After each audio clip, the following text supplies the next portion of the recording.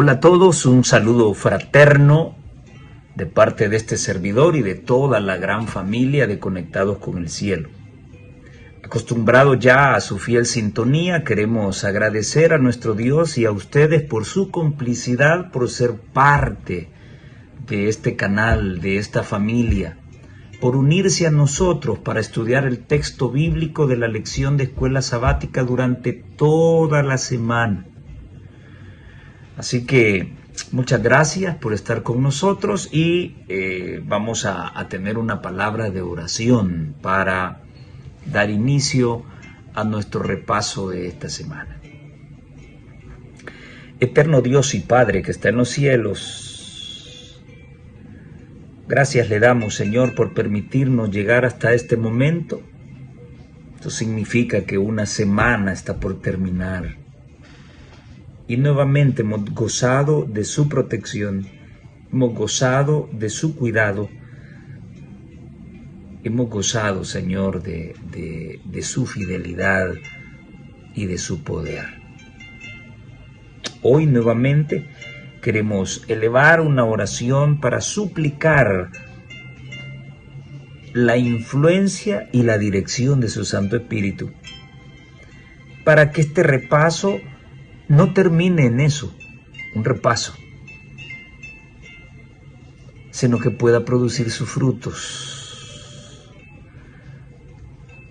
que puedan cambiar la vida, el carácter, la forma de ser, de sentir, de amar, de todo lo que nos hemos gozado estudiando esta lección. Bendiga, Señor, a cada amigo, amiga, a cada hermano, hermana, adventista del séptimo día y de otra denominación. Que su espíritu se mueva y que pueda penetrar lo impenetrable, porque solamente conociendo la verdad seremos libres. En sus brazos de amor nos encomendamos en el precioso nombre de Jesús. Amén y amén. Muy bien, lección número 7. Ok, instruyendo a los discípulos, parte número 1. Me gusta el término, instruyendo, instrucción, pero esta instrucción no solamente se focaliza en los discípulos de aquel entonces, también se focaliza para nosotros, son lecciones para nosotros. Y cuando digo nosotros, no solamente me refiero a la iglesia y dejo por fuera a el cuerpo de pastores, el cuerpo de administradores. Esta lección es para todos.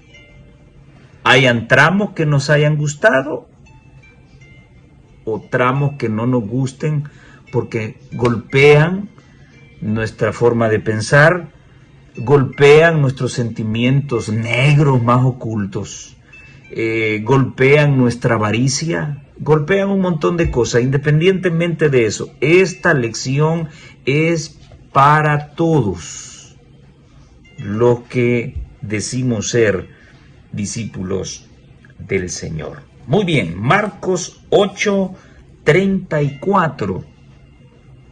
Luego Jesús llamó a la gente y a sus discípulos y les dijo: si alguno quiere venir en pos de mí, niéguese a sí mismo, tome su cruz y sígame. Qué tremendo misterio el que se esconde acá, en este texto. Algunos consideran que el tomar la cruz significa para una madre tener que lidiar toda la vida con su hijo más rebelde. Para una esposa significará tomar la cruz, lidiar con su esposo borracho toda la vida. Para algunos tomar la cruz significará en el nombre del Señor soportar por toda la vida esa enfermedad incapacitante o esa deformación genética que se trae desde nacimiento. ¿Qué quiso decir Jesús con tomar su cruz y seguirlo? Algo está claro. Si somos cristianos es porque nos autodefinimos como seguidores de Jesús. Y muchas veces nos hemos jactado en decirlo. Yo no sigo hombres, yo sigo a Jesucristo. Puestos los ojos en Jesús, el autor y consumador de la fe. Sí, pero esto que hemos estudiado esta semana es más profundo y mucho más articulado que el simple hecho de decir yo creo y yo soy seguidor de Jesús. Sí, eres seguidor de Jesús, pero ¿hasta dónde? Hasta que el camino verdecito con olor a rosas y un paisaje fresco y hermoso termina. Cuando las cosas comienzan a ponerse abruptamente escabrosas, ¿ya no eres un seguidor? ¿O realmente eres alguien que está dispuesto a seguir a Jesús, no importa cuál sea el terreno, las condiciones?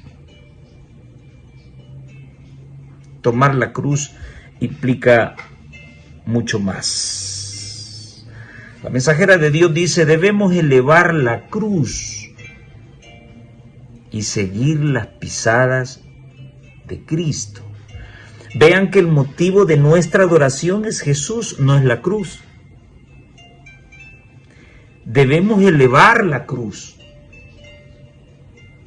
Sí, pero hay una cruz específica. La cruz de Cristo, no la cruz del ladrón de la derecha ni el de la izquierda, porque solo en esa cruz de Cristo, en esa cruz central, en ella hay salvación, pero no es en sí la madera, sino quien fue colgado en ese lugar. Por eso ella escribe, debemos elevar la cruz y seguir las pisadas de Cristo. Los que ensalzan la cruz de Cristo encontrarán que cuando hacen eso, la cruz los eleva dándoles fortaleza y valor y les señala al Cordero de Dios que quita los pecados del mundo. Si ensalzas la cruz, esta debe llevarte a Jesús, no a la idolatría. No es la cruz la que hace milagros. Es Jesús el que está vivo. Los verdaderos cristianos no nos gozamos andar a un Jesús colgado todo el tiempo allí y exaltar su muerte. No tiene ningún sentido andar cargando a Jesús crucificado. Jesús está vivo. Jesús está en el reino de los cielos, intercediendo por todos aquellos que realmente le aman y quieren seguirle. Así que alguien que venga y exalce la cruz de Cristo, el resultado debe ser encontrar fortaleza en Jesús. La cruz debe invitarte a ver a Jesús, no quedarte en ella. La cruz os eleva de las partes bajas de la tierra y os hace participar de una dulcísima comunión con Dios. Porque la cruz debe evocar en ti ese recuerdo de que el Hijo de Dios vino a esta tierra a sufrir lo que tú y yo merecíamos. Al llevar la cruz, vuestra experiencia podrá ser tal que podréis decir, yo sé que mi Redentor vive, y porque Él vive, viviré yo también. ¡Qué magnífica seguridad! Esto está en el Comentario Bíblico Adventista, tomo 5, página 1071. ¿Verdad que tomar la cruz de Jesús implica mucho más? Tomar la cruz significa compartir con Jesús los sufrimientos. ¿Tu familia te rechaza desde el momento en que decidiste ser un cristiano evangélico? te quitaron la herencia, te quemaron la ropa, te quitaron el apellido, te echaron de tu casa. Cuando prefieres todo ese desprecio por amor de Dios, tú has tomado una decisión. Tú has tomado la cruz de Cristo. Tú compartes el sufrimiento con Jesús. Pero hay una situación que, como siempre, estropea el trabajo que Dios hace en cada individuo. Y sigue diciendo ella en Mensajes Selectos, tomo 1, la página 92 y 93, me duele el corazón cuando se me muestra que hay muchas que han hecho del yo su ídolo. Cristo ha pagado el precio de la redención por ellas. A Él pertenece el servicio de todas las facultades de ellas. Pero su corazón está lleno de egoísmo y del deseo de ataviarse. No prestan atención a las palabras, si alguno quiere venir en pos de mí, niéguese a sí mismo y tome su cruz y sígame. Mateo 8:34. Ahora, ¿notas esa secuencia? Es una secuencia. Esto que voy a mencionar es secuencial. No puedes tomar la cruz de Jesús si antes no te has negado a ti mismo. Te lo repito. No puedes tomar la cruz de Jesús si no te has negado a ti mismo por amor de Cristo. Quien no se niega a sí mismo primero, cometerá el error que cometemos nosotros hoy en día. Decimos ser cristianos, pero andamos mal vestidos. Decimos ser cristianos, pero andamos pintarrasqueados. Decimos ser cristianos, pero todavía realizamos ciertas prácticas del mundo. Decimos ser cristianos y extrañamos tanto ciertas actividades mundanas que lo que hemos hecho es meterlas a la iglesia y hacer que la iglesia las acepte y las practique. Sigue diciendo ella, la complacencia propia es que si yo no me pinto para ir a la iglesia, yo no me siento bien. Además, Cristo lo que ve es el corazón. Hablamos de eso la semana pasada. Es que Dios conoce mi corazón. Sí, Dios conoce tu corazón, pero ¿tú conoces el tuyo? Dios conoce lo que a ti te gusta y lo que no te gusta. Sí, pero ¿tú conoces lo que a Dios le gusta y lo que no le gusta? Y como yo lo defino siempre, ser cristiano es hacer lo que a Dios le gusta y a mí no me gusta. Y dejar de hacer lo que a mí me gusta y a Dios no le gusta. Eso es ser cristiano. ¿Cómo se llama eso? El principio de la negación. La complacencia propia oculta a Cristo de la vista de ellas, de esas almas que buscan ataviarse. No sienten el deseo de caminar delante de Dios con su mansedumbre y humildad. No acuden a Jesús, no oran para que puedan ser transformadas a la semejanza de Él. Muchos que profesan ser cristianos lo son solo de nombre. ¿Te estará hablando esto a ti? A mí sí. No todo el que me dice Señor, Señor entrará al reino de los cielos. No todo el que me dice Señor, Señor es cristiano. ¿Sino quién? Aquel que hace la voluntad de mi Padre, dijo Jesús. ¿Y por qué hace la voluntad de su Padre? Porque personalmente ha decidido negarse a sí mismo. Pero es un ejercicio que ha surgido en la mente y del corazón fluye el deseo voluntario de negarse a sí mismo. de negar sus placeres, de negar lo que le gusta por amor de Dios. Entonces el resultado será hacer la voluntad de Dios. Y esto tiene un precio, tomar la cruz. ¿Cuál es el precio? El desprecio que puedes tener de los demás. Las cosas ya no te salen como antes. ¿Por qué? Porque ahora se burlan de ti. Antes no habían problemas, ahora sí, porque no quieres trabajar el sábado y hoy quieren obligarte a que lo hagas. Hay un precio que pagar por seguir a Jesús. Pero el primer paso es negarse a sí mismo. Disculpa que te lo repita tanto, pero en la repetición está el aprendizaje.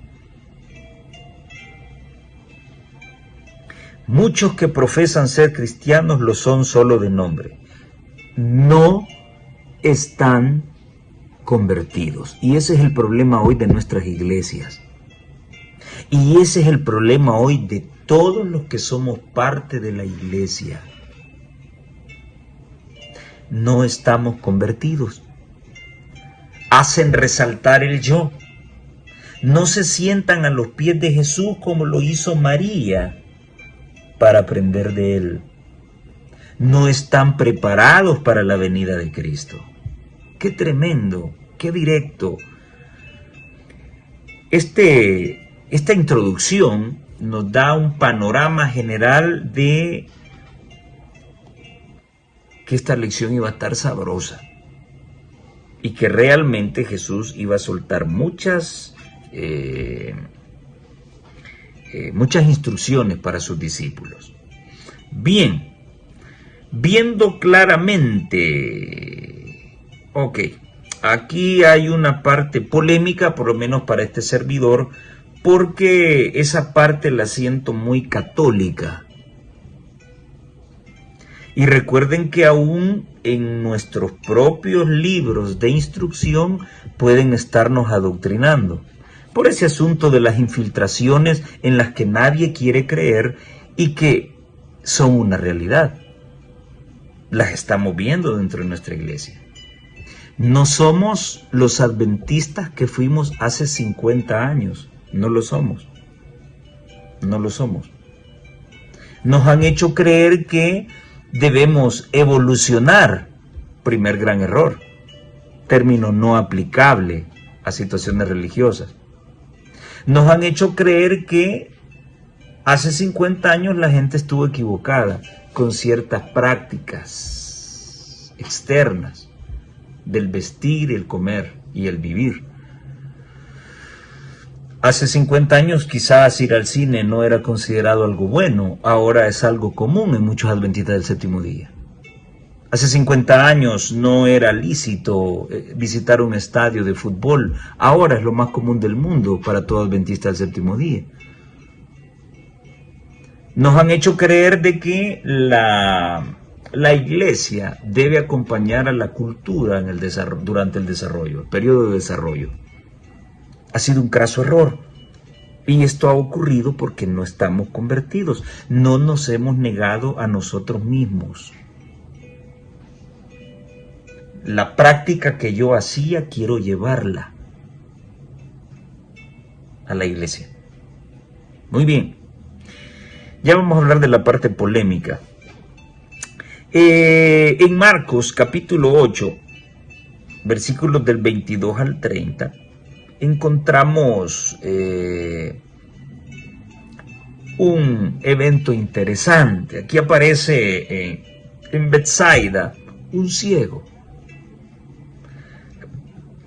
Jesús tomó la mano del ciego y lo sacó fuera de la aldea y escupió en sus ojos.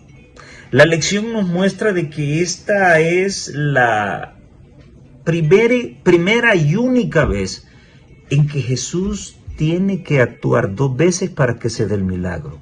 Sí, pero no solamente eso. No solamente eso. Sino que también Jesús utiliza un método raro para sanar.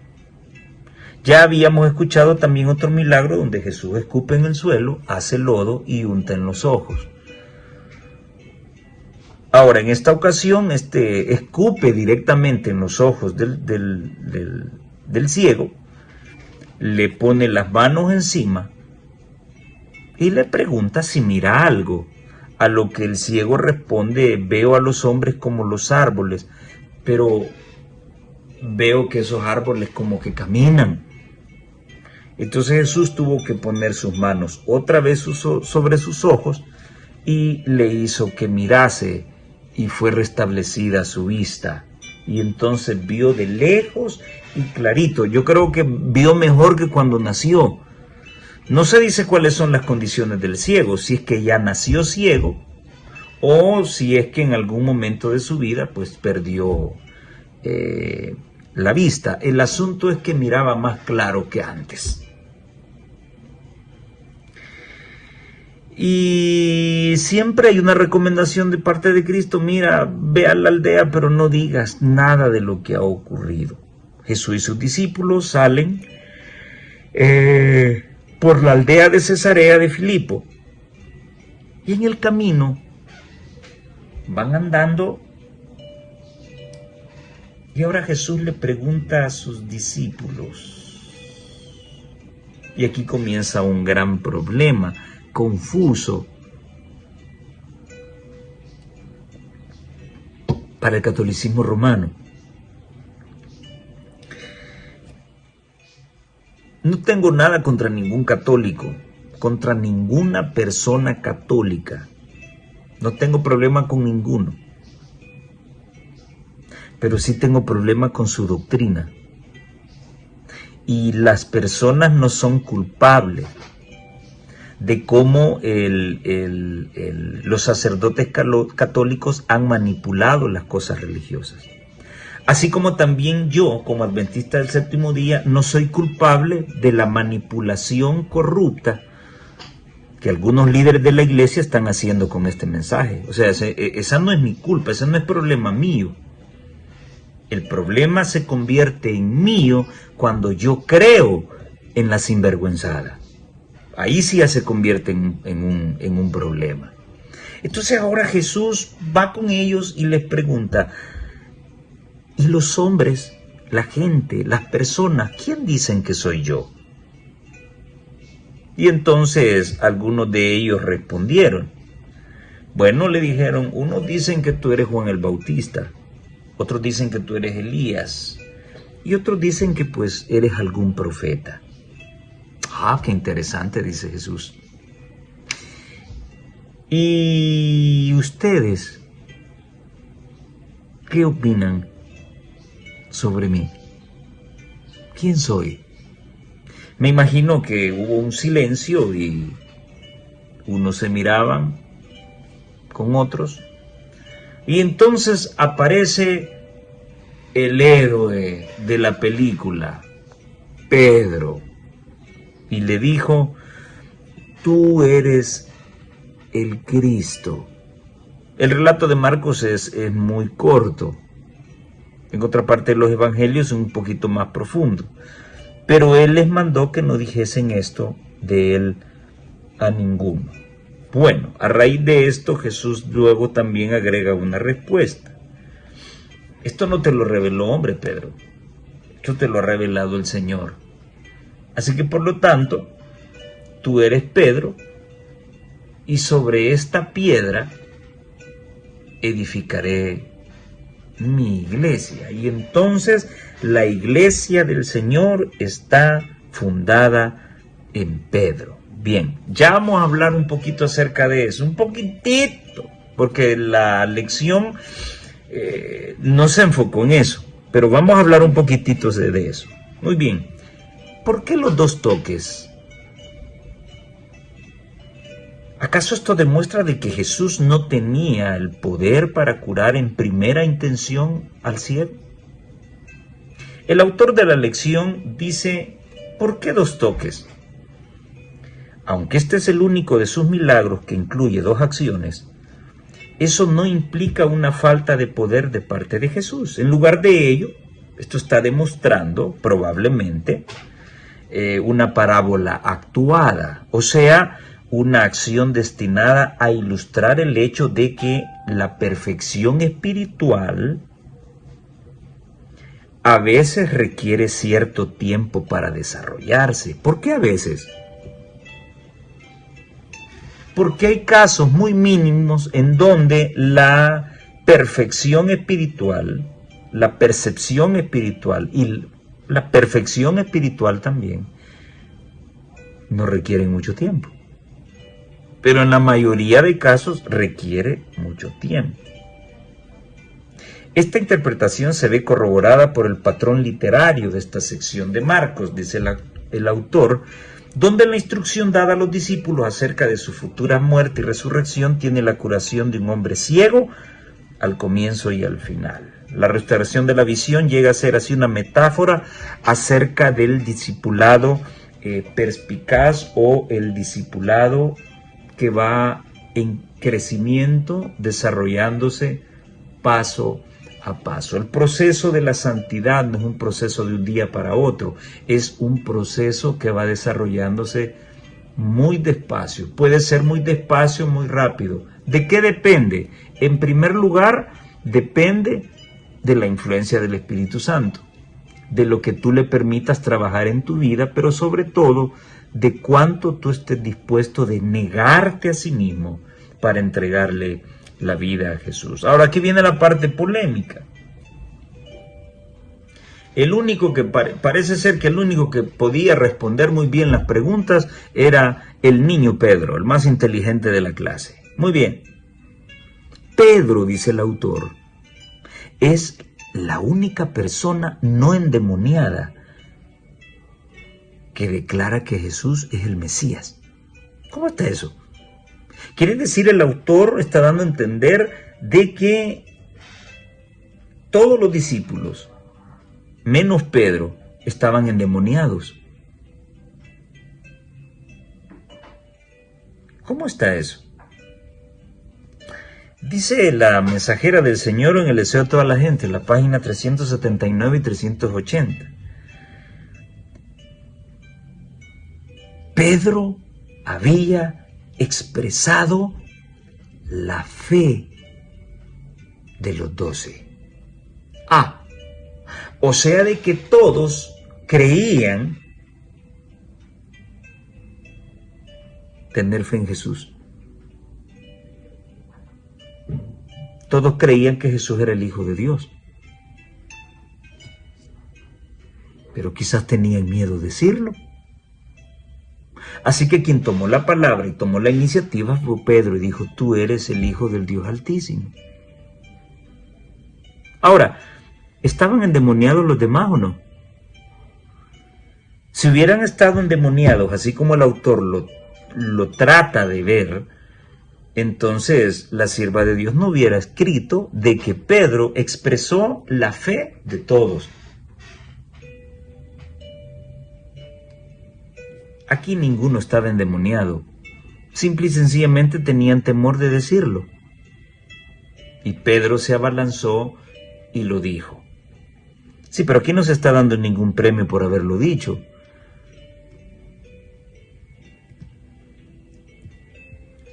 Tú eres Pedro y sobre esta piedra edificaré mi iglesia. ¿Por qué va Jesús a utilizar ese juego de palabras cuando pudo haberle dicho: tú eres Pedro y sobre ti edificaré mi iglesia? ¿Era algo tan complicado o algo tan fácil? Si Jesús sabía que Pedro iba a ser la piedra donde se fundaría la iglesia, Jesús se lo hubiera dicho. Porque has contestado bien, porque has tenido el valor de hacerlo, aunque estos lo sabían, pero no lo quisieron decir por temor, o porque quizás se sintieron vergüenza de mí. Estoy pensando, no estoy diciendo que eso es así. Así que tú eres Pedro y sobre ti edificaré mi iglesia. Jesús lo hubiera dicho así, pero Jesús está diciendo: tú eres Pedro y sobre esta piedra edificaré mi iglesia. Creo que Jesús está señalando a sí mismo. Claro, no faltará un sacerdote católico, un apologeta católico, que dirá que esto se ha sacado de la Reina Valera 60 y ha sido manoseada adrede. Aquí no hay manoseo. En ese día, antes que fuesen puestos frente a frente con la gran prueba de su fe, el Espíritu Santo descansó sobre ellos. A ver, ¿cómo es que si estaban endemoniados, así como lo hace ver el autor, el Espíritu Santo se iba a posesionar sobre ellos? No sé por qué el autor escribió eso. Pedro es la única persona no endemoniada que declara que Jesús es el Mesías. Esto me parece raro porque esto es un paso a declarar que Pedro es el fundamento de la iglesia. Así como lo dijo hace tiempo Arnaldo Cruz. La mensajera del Señor dice que Pedro había expresado la fe de los 12 y que el Espíritu Santo había descendido sobre todos ellos con poder. Ahí no habían endemoniados. Da la casualidad que el endemoniado más tarde sería el que habló. ¿Cómo Dios le va a decir a Pedro que por lo que respondió, la iglesia sería fundada sobre él y que a partir de ese momento, pues, aparece el primer papa? Un papa que minutos más tarde pecó ahí en el mismo capítulo. Al decirle a Jesús, no, ¿cómo vas a decir tú eso que vas a morir en una cruz y todo eso? Apártate de mí, Satanás, ya lo vamos a ver. Esto no tiene que ver nada con sucesión apostólica y que aquí el Señor deposita el fundamento de la iglesia en Pedro. El fundamento de la iglesia es Jesucristo. El Espíritu descansó sobre todos, sobre el que dijo exactamente quién era Jesús y sobre los que se quedaron callados y no dijeron nada, pero ahí endemoniados no habían. El Espíritu se posesionó con poder sobre ellos. Por un corto tiempo, sus ojos fueron apartados de las cosas que se ven, para contemplar las que no se ven. Bajo el disfraz de la humanidad, discernieron la gloria del Hijo de Dios. Todos, aunque uno fue el que habló.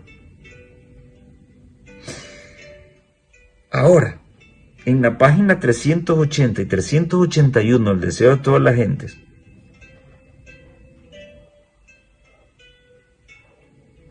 la sierva de Dios dice esto: la verdad que Pedro había confesado es el fundamento de la fe del creyente. ¿El qué? Pedro, no, lo que Pedro dijo. Ese es el fundamento del verdadero creyente. ¿El qué? Jesucristo es el Hijo del Dios Altísimo. Jesucristo es el Señor. En Él descansa el fundamento de su iglesia.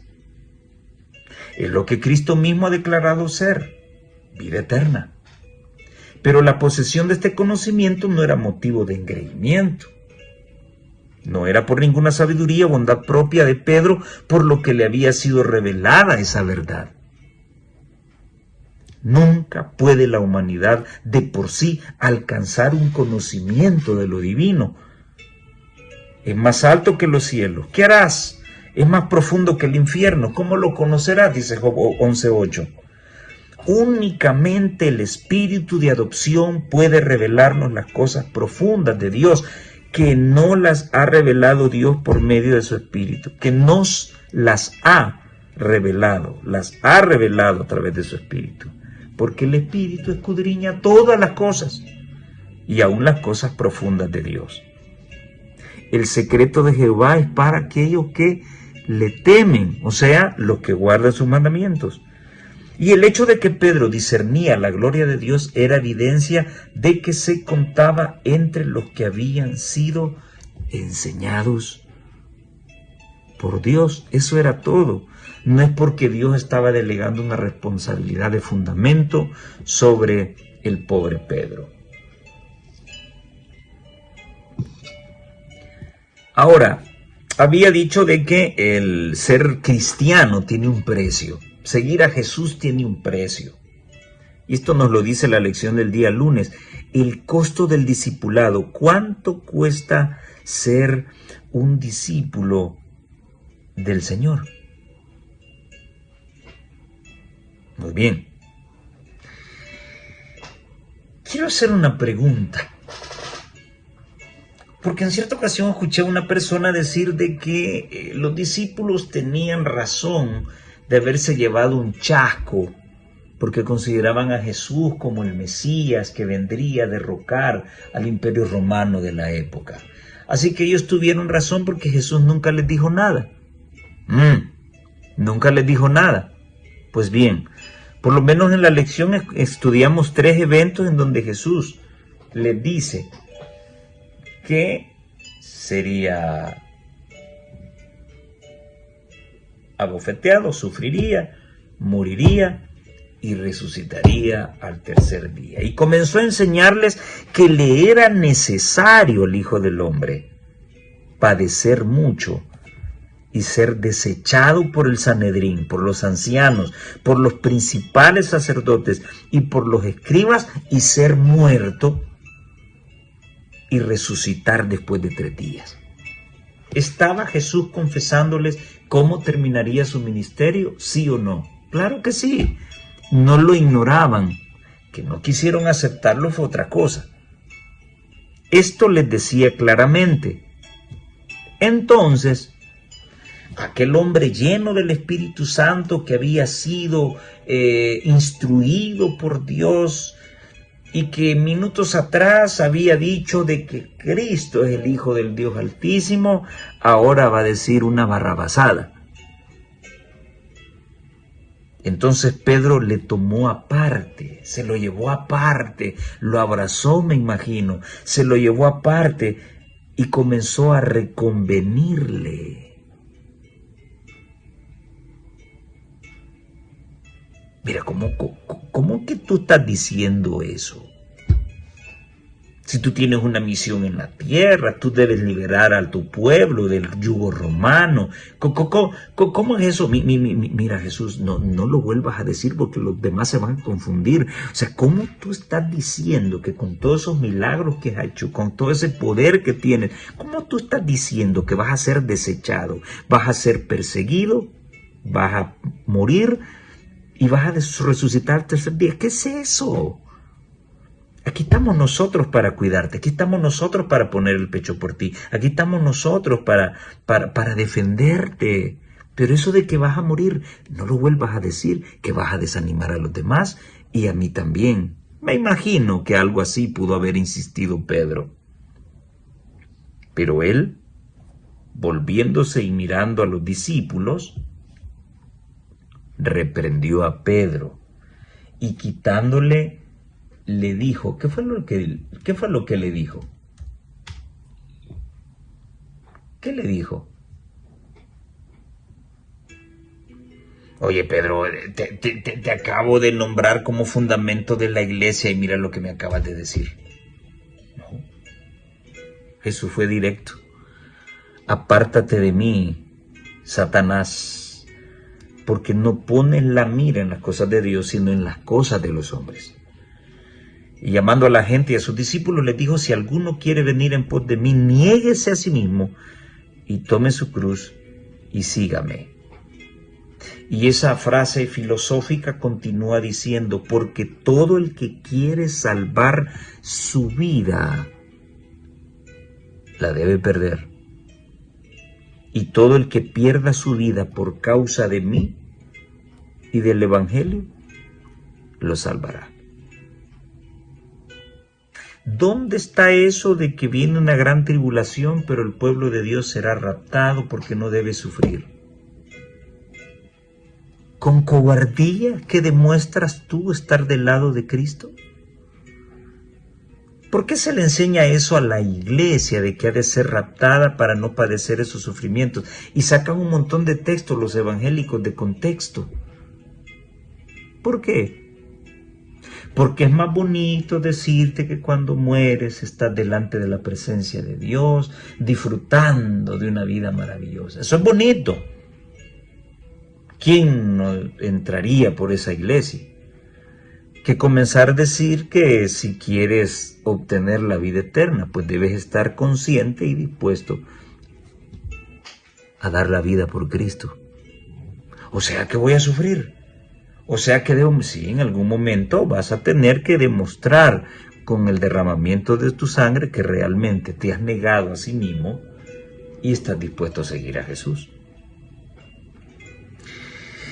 Y todo el que pierda su vida por causa de mí, del Evangelio, la salvará, porque ¿qué aprovechará al hombre si gana todo el mundo y pierde su alma? ¿O qué recompensa dará el hombre por su alma? Porque el que se avergonzara de mí, de mis palabras, en esta generación adúltera y pecadora, si aquella generación era adúltera y pecadora, saber que somos nosotros, que somos más corruptos y pecadores que en aquel tiempo. El Hijo del Hombre se avergonzará también de él cuando venga en la gloria de su Padre con los santos ángeles. En estos versículos del 31 al 31 de Marcos 8, los discípulos tienen todo el resumen del Evangelio. Jesús sería aborrecido por la dirigencia de su pueblo, por su forma de ser, por su forma de predicar, por su forma de sanar. Sería aborrecido por su pueblo. No lo juzgarían, sino que directamente lo condenarían a muerte, lo matarían, pero al tercer día resucitará. Y al final Jesús les habla de su segunda venida. Ahí tenían todo el Evangelio completo. Magnífico. Ahora bien, las palabras de Pedro, dice la sierva de Dios en la página 391, le deseo a todas las gentes, las palabras de Pedro no eran de naturaleza que fuesen de ayuda y solaz para Jesús en la gran prueba que lo esperaba. No estaban en armonía con el misericordioso propósito de Dios hacia un mundo perdido, ni con la lección de abnegación que Jesús había venido a enseñar por medio de su propio ejemplo. Y dice ella en la página 1070 y 1071 del comentario bíblico, cuando Cristo le reveló a Pedro que el Salvador pronto pasaría por una prueba y sufrimiento, y Pedro replicó, de ninguna manera esto te acontezca. El Salvador le dijo, quítate de delante de mí, Satanás. Satanás estaba hablando en medio o mediante Pedro. ¿Te has puesto a pensar en esto? Tú le pusiste, no sé si tienes el comentario de la sierva de Dios en tu lección, pero tú le pusiste atención a lo que te leí.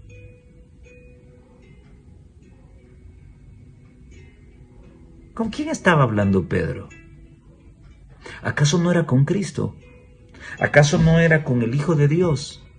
Santo, puro, sin pecado. ¿Qué estaba haciendo el diablo allí? Oh, cada día de culto que vamos a la iglesia y especialmente el sábado,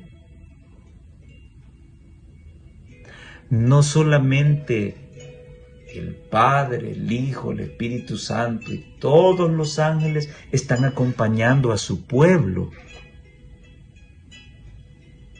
cuando le rinden adoración a ellos. No, ahí está el diablo también, encaramado en muchos aquí que se están durmiendo a la hora del culto. Satanás se ha metido en el niño que está allí haciendo cositas que nunca ha hecho en su casa, pero la iglesia las llega a hacer y tú te estás distrayendo. En lugar de poner atención a lo que estás diciendo, tú estás viendo al niño. ¡Qué lindo! ¡Qué bonito!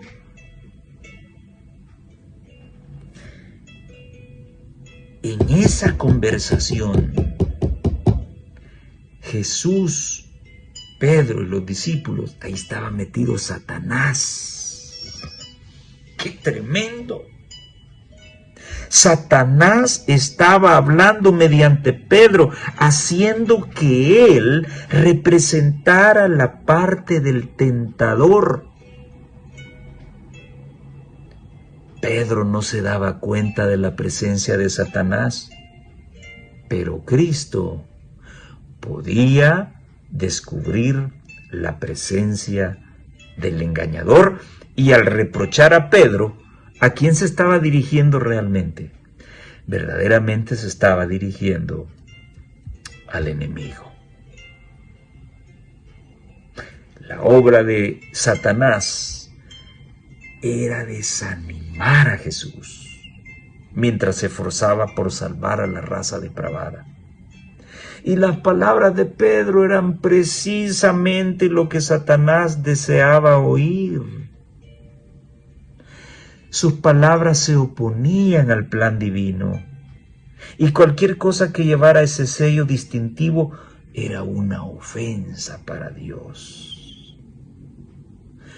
Esas palabras fueron pronunciadas por instigación de Satanás, pues se oponían a la única medida que Dios podía tomar para mantener su ley y regir a sus súbditos, y al mismo tiempo salvar al hombre caído.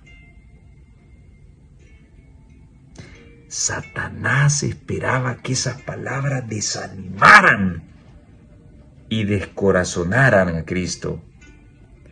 Pero Cristo se dirigió al autor de ese pensamiento diciéndole: quítate delante de mí, Satanás.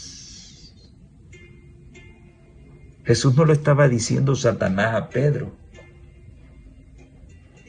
Jesús había descubierto que Satanás estaba metido con Pedro. Satanás estaba hablando a través de Pedro. Ahora oigan esto: el que ama a Dios sobre todas las cosas y a su prójimo como a sí mismo, o sea, el que guarda los mandamientos de Dios por amor, trabajará comprendiendo constantemente que es un espectáculo al mundo, a los ángeles y a los hombres. Haciendo suya la voluntad de Dios, revelará en su vida el poder transformador de la gracia de Cristo. En todas las circunstancias de la vida, tomará el ejemplo de Cristo como guía. ¡Qué maravilloso! Ser discípulo de Jesús tiene un costo. Claro, la renunciación, negarse a sí mismo. Número 2, tomar la cruz de Jesús, sufrir por Jesús. Y número 3, recibir de parte de Satanás los tropiezos y tentaciones más profundas y destructivas. Debemos tenerlo en cuenta. Ser cristiano no es cosa fácil. Te podría apostar que la mayoría no tenemos una línea cristiana perfecta. No porque no se pueda. Claro que se puede. Lo que pasa es que no hemos querido. El cristianismo se diseñó para no caer en pecado. Sí, pero no hemos querido aceptarlo. Entonces decimos que somos cristianos y vivimos en pecado. Seguir a Jesús tiene un costo maravilloso.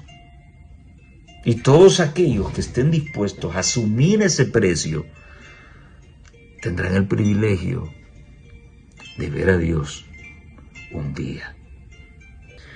Luego llegamos al tema de la montaña y la multitud. Y aquí considero de que el autor se quedó corto porque no profundizó más sobre el significado de la transfiguración. Y me llama la atención en Marcos 9 del 1 al 13, cuando Jesús le dice a sus discípulos en el versículo 1, de cierto les digo a ustedes que hay algunos de los que están aquí que no van a morir hasta que hayan visto el reino de Dios venido con poder. Interesante. Hay algunos aquí que no les voy a decir quiénes son. No se van a morir hasta que hayan visto verme venir en las nubes de los cielos con poder y gloria. Para los que interpretan la escritura así por encimita, podrán estar pensando de que como Jesús no ha venido por segunda vez, Pedro, Jacobo y Juan están vivos.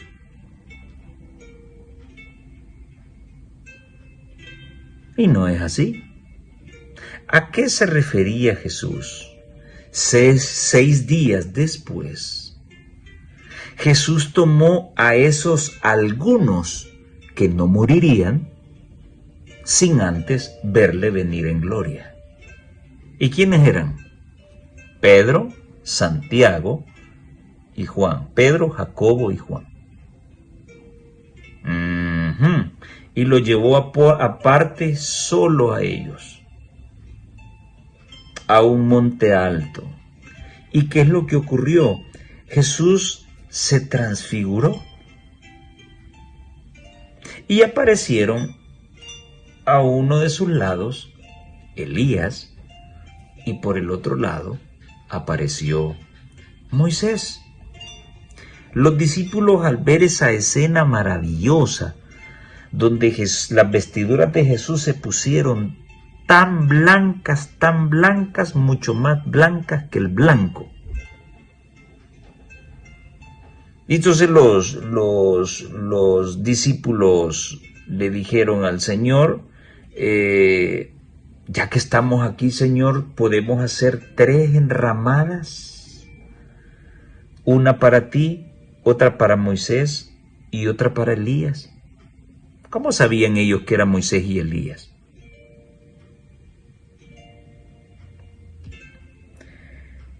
Algún buen amigo católico diría, hermano, ve, ahí está la prueba de que Moisés está vivo y está ahí arriba. Bueno, Elías ya sabemos todos que fue llevado vivo. Y quiero aprovechar a decir algo. Creo que ya había dicho esto en otra ocasión. ¿Cómo es posible? Así como un buen católico y sincero católico ve a la Virgen María como algo especial y sublime porque es la madre de Jesús, ¿cómo es posible que Jesús sea tan malo o Jesús sea tan olvidadizo de describir cómo fue la ascensión de Elías al cielo en cuerpo y alma y que de su mamá no haya mandado a que escribieran nada? Y vean que, por cierto, este día se celebra, el día de ayer, se celebró la asunción de la Virgen María al cielo en cuerpo y alma. ¿Y dónde está? Y bueno, el Papa Pío XII fue el que se inventó ese asunto y lo convirtió en dogma. ¿Por qué estaban allí Moisés y Elías? ¿Se le olvidó a Jesús poner la historia de la ascensión de su madre en cuerpo y alma? ¿Acaso vale más Elías que su mamá, que solamente la Biblia describe la ascensión de Elías? No hay nada fantástico en esto. Quiero que la sierva de Dios conteste. Primeros Escritos, página 164. Jesús había dicho a sus discípulos que algunos de los que con él estaban no gustarían la muerte antes de ver llegar el reino de Dios con poder. En ocasión de la transfiguración, esta promesa se cumplió. Jesús no ha venido por segunda vez. Así que Pedro, Jacobo y Juan estarán vivos. No están vivos. A ellos se les anticipó la segunda venida de Jesús.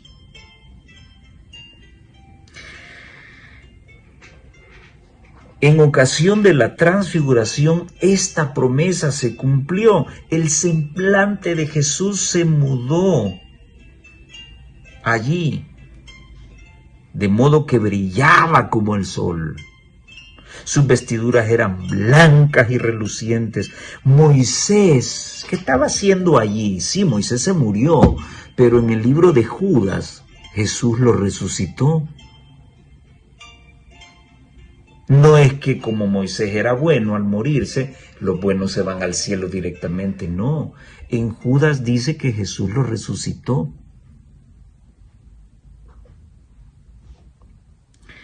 Moisés representa a los que resucitarán de entre los muertos al producirse el segundo advenimiento de Jesús. Moisés murió y el Señor lo resucitó. Y Elías, que fue trasladado sin conocer la muerte, representaba a los que, cuando vuelva Cristo, serán transformados en inmortales y trasladados al cielo sin ver la muerte. Esos son los que estén en pie al final de la última batalla que desate el papado contra el mundo.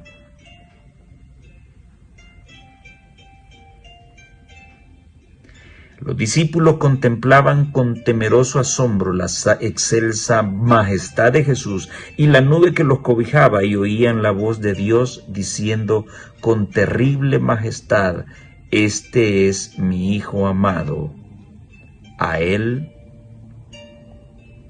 oíd. Bueno, aquí el Señor les está garantizando que Él volvería por segunda vez en la gloria de su Padre, en las nubes de los cielos, con los santos ángeles. El propósito de Dios, con la presencia de Moisés y Elías, era dejar la enseñanza a los discípulos que, cuando Jesús vuelva, así como está descrito en 1 Tesalonicenses, los que estén muertos resucitarán primero y van a recibir al Señor en el aire juntamente con todos aquellos que van a ser arrebatados por las nubes y que están vivos, y que sus cuerpos serán transformados en un abrir y cerrar de ojos. Aquí nadie se va para arriba si es bueno, ni se va para abajo cuando es malo. La Biblia no apoya ese pensamiento. Así que esa fue una instrucción muy bonita en la montaña. Ahora, aquí viene una lección interesantísima, que está haciendo pedazos el corazón de muchos dirigentes de la iglesia y de muchos ministros del evangelio adventistas que se enfocan más en un privilegio que en apacentar al pueblo del Señor. ¿Quién es el más grande? Bueno, ahí estaban cada uno cabildeando que quién sería el más grande en el reino de los cielos. ¿Y se acuerdan aquella mamá que llevó a sus discípulos y le preguntó a Jesús: Señor, ¿a cuál vas a poner a la izquierda y cuál vas a poner a la derecha?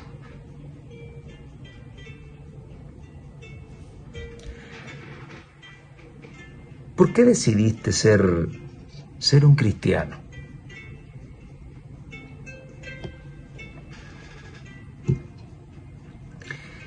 Y ya siendo un cristiano adventista del séptimo día, ¿por qué decidiste ser un pastor adventista? Porque por tus poros suspira el deseo de predicar el evangelio y apacentar la grey del Señor, o te apasiona los beneficios que un dirigente tiene. Y esto ocurre igual que la política. Si las personas que están en los congresos y en las asambleas tuvieran el mismo salario de un profesor o de un ordenanza, ¿ustedes creen que esta gente se postularía para estar en el poder? No lo harían. Se postulan porque saben muy bien que su estilo de vida va a cambiar. Y discúlpenme, pero lo mismo ocurre en la dirigencia de nuestra iglesia. La vida les cambia a muchos. De otra manera no podrían tener lo que tienen: carros, casas, apartamentos, tierras. Por eso lo vuelvo a repetir otra vez: si tu pastor es más rico que tú, no importa la denominación, si tu pastor es más rico que tú, está ocurriendo un problema. Hay algo que está mal. No estoy diciendo que un ministro del Señor no tenga derecho a tener sus cositas y a vivir bien. Solamente estoy diciendo que si éste está acaparando y tiene más que tú, algo malo está ocurriendo. Algo malo está ocurriendo. Y a muchos les da miedo decirlo, pero es la realidad. Es lo que está haciendo pedazos ahorita nuestra dirigencia y está llevando a nuestro pueblo por abrevaderos que no son los correctos.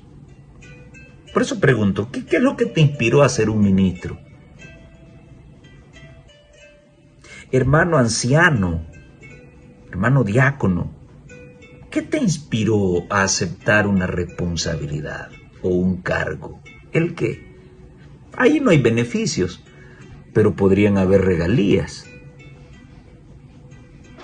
Cuando el mal líder trata de dominar al otro y decirle: mira, si tú haces lo que yo digo, pues te voy a regalar un maletincito, te voy a regalar una camisita o una corbatita. Lo terrible es que muchos por una corbatita, y muchas veces de mercado, se venden tan fácilmente y traicionan a sus propios hermanos por permitir que don fulano se reelija una y otra y otra y otra vez, cuando no hay criterios definidos sobre el perfil del dirigente. Y muchas veces quedan los mismos porque no hay otro, o porque les son más serviles a los que están arriba. Pero bueno, esto ocurre en todas las iglesias. El error que como adventista puedo cometer es creer que en mi iglesia no ocurre. Ese es el peor error.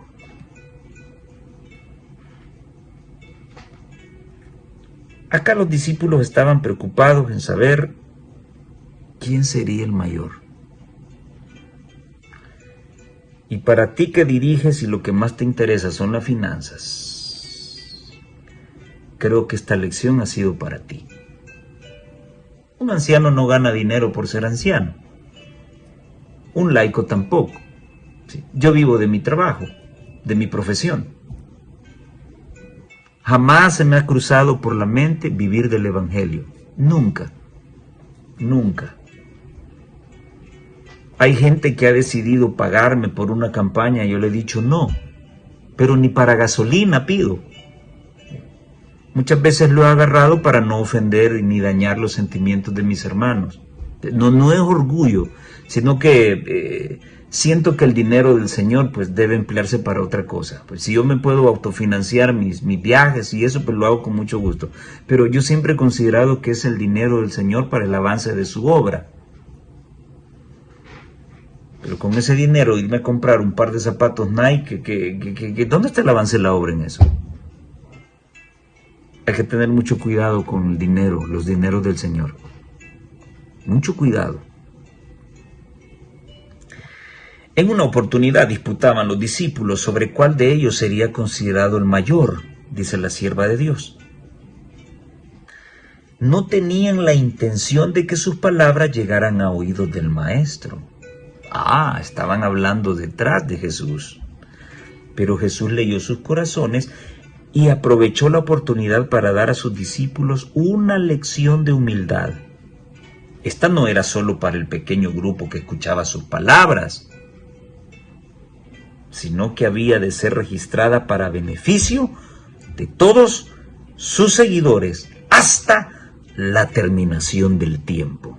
Así que tampoco esta historia es solamente para ministros y dirigentes, también es para todos los que estamos esperando la terminación del tiempo. Entonces él se sentó y llamó a los 12 y les dijo: si alguno quiere ser el primero, debe ser el último y el servidor. Tremendo. Los que poseen el Espíritu de Cristo no tendrán ambición de ocupar una posición por encima de sus hermanos. ¡Ay, mis hermanos! Cuántas cosas reveló el padre Alberto Coutier de la forma en que muchos prelados católicos llegan a ser obispos. Tremendo. Si ustedes supieran cómo muchos tratan de llegar al poder pisoteando a sus mismos hermanos y poniendo tropiezo en sus mismos hermanos. Tremendo eso, ¿eh? Los que poseen el Espíritu de Cristo no tendrán ambición de ocupar una posición por encima de sus hermanos. Aquellos que son pequeños a sus propios ojos son los que serán considerados grandes a la vista de Dios. Y tomó a un niño y lo puso en medio de ellos, y tomándolo en sus brazos les dijo: el que recibe en mi nombre a un niño como este, me recibe a mí, y el que a mí me recibe, no me recibe a mí, sino al que me envió. Y ella termina: qué preciosa lección es esta para todos los seguidores de Cristo. Todos. Voy en cuenta yo. Los que descuidan los deberes de la vida que les incumben directamente, los que no usan de misericordia y bondad, cortesía y amor, aún hacia un niñito, están descuidando a Cristo. Debemos tener la sencillez de un niño. Debemos tener la humildad de un niño. Si el corazón no es blando para recibir a un niño, ¿cómo vamos a recibir a Cristo?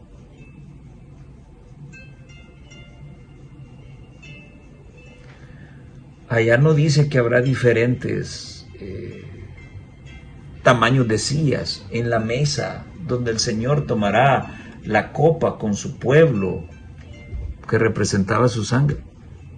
Todas las sillas son iguales. En el cielo la única diferencia será todos aquellos que andarán el bordecito color rojo, porque esos fueron mártires del Señor, y las coronas. No habrá corona sin estrella en el reino de los cielos. ¿Qué significan las estrellas? Las almas que usted ganó por el poder del Espíritu Santo. En otras palabras, podríamos decir que el que no hace obra misionera, que se olvide que un día va a estar en el cielo. Porque el que no hace obra misionera no gana almas. ¿Cuántas estrellas va a tener su corona? Ninguna. Ah, ¿y en el cielo no habrán coronas sin estrella? El deleite de la vida está en el servicio. El servir a otros. El que no vive para servir, no sirve para vivir. Dice un refrán por ahí. Cuán importante es el servicio. El servir te hace grande. El querer la primacía, el querer la ostentación, el lujo, eso no te hace el primero. Terrenalmente sí, pero ante los ojos de Dios eso te disminuye. ¿A cuántos de tus hermanos tienes que pedirles perdón porque los pisoteaste para llegar a la posición en la que estás? Y no solo les pisoteaste, los robaste.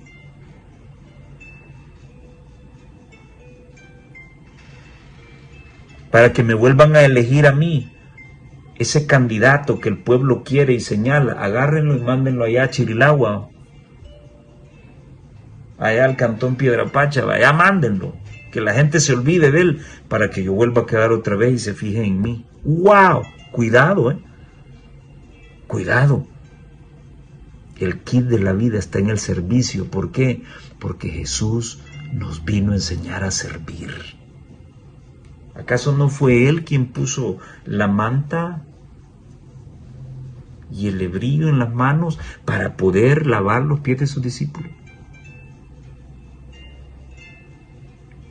La humildad de un niño, quien no la tenga, no verá el reino de Dios. Y finalmente, la persona sana en el infierno. Jesús dice que si tú eres mentiroso, si tú tergiversas la palabra de Dios, si tú la interpretas a tus caprichos, solo para mantener adeptos, porque en las iglesias, entre más adeptos hay más plata. Por eso es que el comunismo consideró, el socialismo consideró que la religión es el opio de los pueblos. Mantén idiotizada a la gente, que siempre estén dando a las arcas y vas a vivir como rey. A eso se refería el socialismo comunista. Pero la realidad no es esa. Hay una verdad que conocemos. Y mucho cuidado, dice el libro de Apocalipsis, si alguno le añade o le quita estas cosas de este libro, las palabras de la profecía de este libro. Porque así Dios quitará su nombre del libro de la vida. Así que yo no puedo agregar, ni puedo quitar, ni manipular esto a mi manera. Quien manipula la verdad a su manera y hace caer a uno de estos pequeñitos que cree en mí, es mejor que te ates una piedra de molino al cuello y te lances al mar. Uy, es una responsabilidad abrir la boca cuando tienes la palabra en la mano. Vas a estar enseñando cosas que Dios no dijo ni pensó. Si tu mano te hace pecar, cortátela. Mejor es entrar en la vida sin mano que teniendo dos manos e ir al infierno, al Gehenna, al fuego que no puede ser apagado. Y donde el gusano de ellos no muere y el fuego nunca se apaga. Tuvimos una lección hace un tiempo sobre esto. Si tu pie es tu ocasión de caer, córteselo. Si su ojo le hace pecar, quíteselo. ¿Qué quiso decir Jesús? Jesús quiso decir que con todo esto? Recordemos de que quienes se pierden no se queman para siempre. Sin embargo, los que mueren para siempre, el que no quiso nada con Dios, ese muere para siempre. Dice la mensajera del Señor, la epístola a los hebreos se señala, en la epístola de los hebreos se señala el propósito absorbente que debería caracterizar la carrera cristiana para la vida eterna. Oigan lo que voy a leer. Y aquí esta cita se la dedico a todos aquellos que enseñan de que mientras vivamos en esta tierra no podremos dejar el pecado. Lo vamos a dejar hasta que Cristo venga. Oye esto. Anótalo. Hebreos 12, 1 y 2.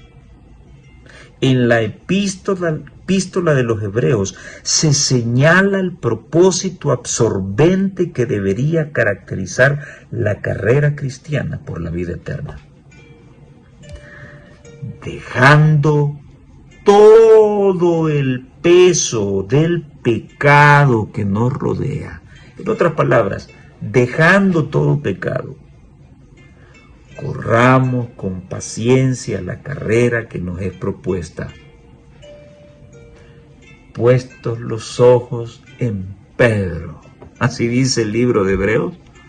No, puestos los ojos en Jesús, el autor y consumador de la fe.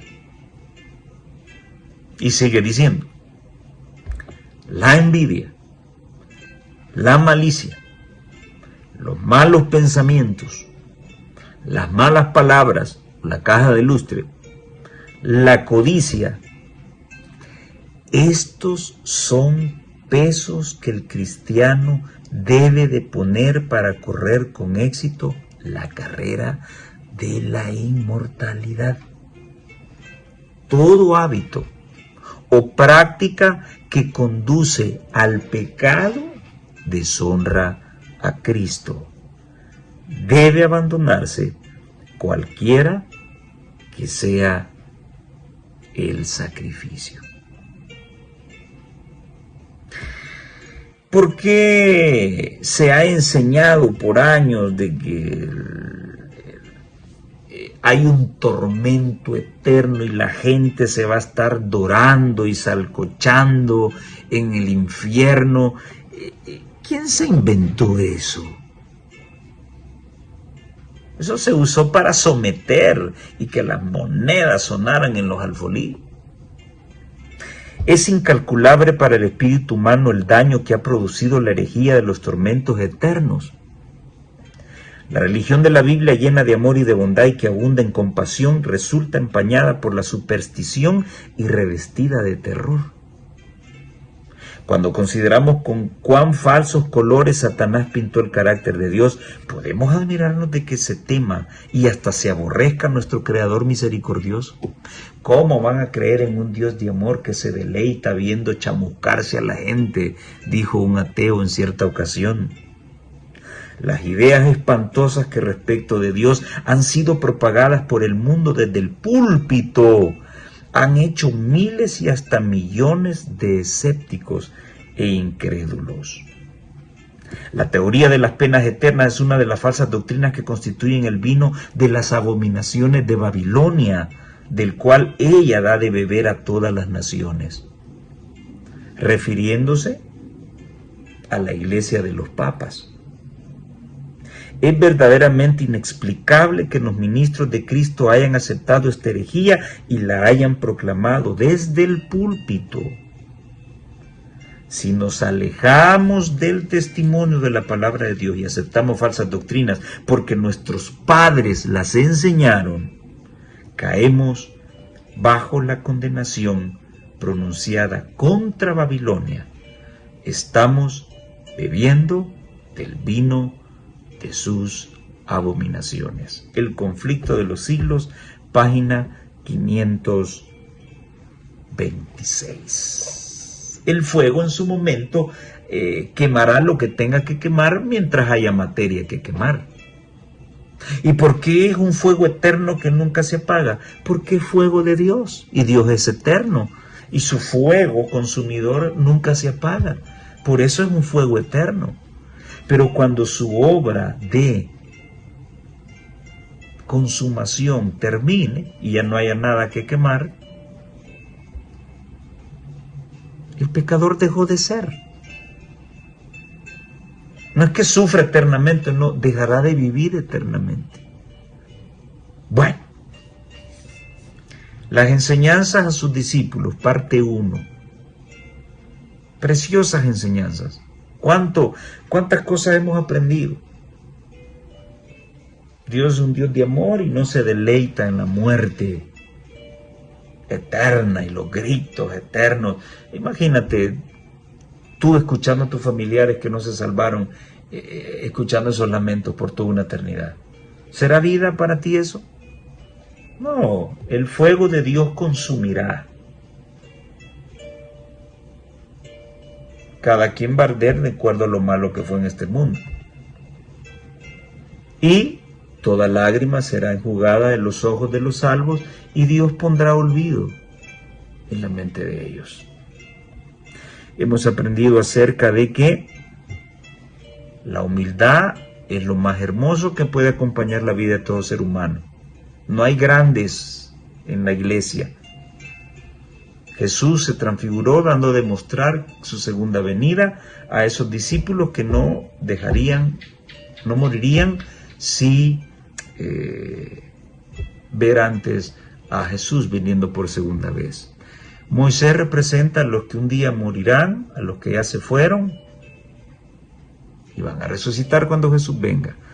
Elías representa a los que nunca verán la muerte. O sea, nunca verán la muerte física porque estarán vivos cuando Jesús venga. No es porque hay algo milagroso. No. Jesús está próximo a venir. Entonces, no habrá tiempo para que te mueras. O sea, tendrás el privilegio de venir a ver a Jesús en las nubes de los cielos. Pero otros, y esto nadie lo sabe, cuando moriremos, pues todos los que muramos en el Señor, pues vamos a resucitar. Ese grupo está representado por Moisés y el otro representa a Elías. Seguir a Jesús tiene un precio. Entrar por una puerta angosta,